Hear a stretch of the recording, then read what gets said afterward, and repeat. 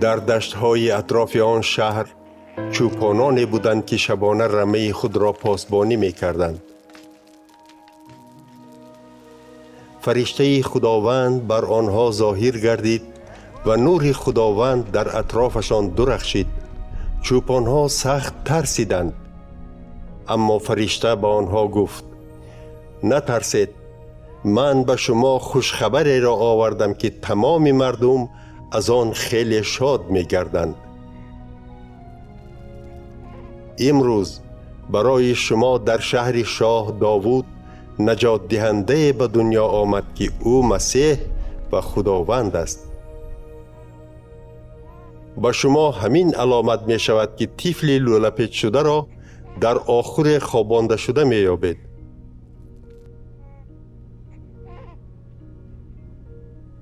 ناگهان با آن فرشته در آسمان هزارها فرشتگان دیگر پیدا شدند که خدا را حمد و ثنا خوانده می گفتند: بگذار نام خدا در آسمان ها شهرت و جلال یابد و در روی زمین در بین آنهایی که پسندیده او هستند صلح و آسایشتگی باشد.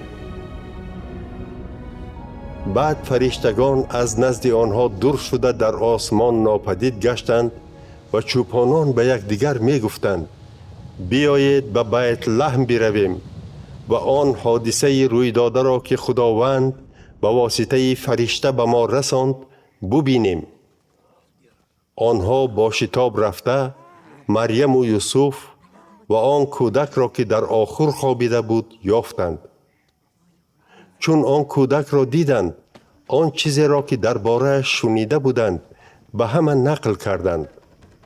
همه شنوندگان از نقل چوپانها حیران شدند، ولی مریم چیزی شنیده‌اش را در دل نگاه داشته درباره‌اش اندیشه می‌کرد.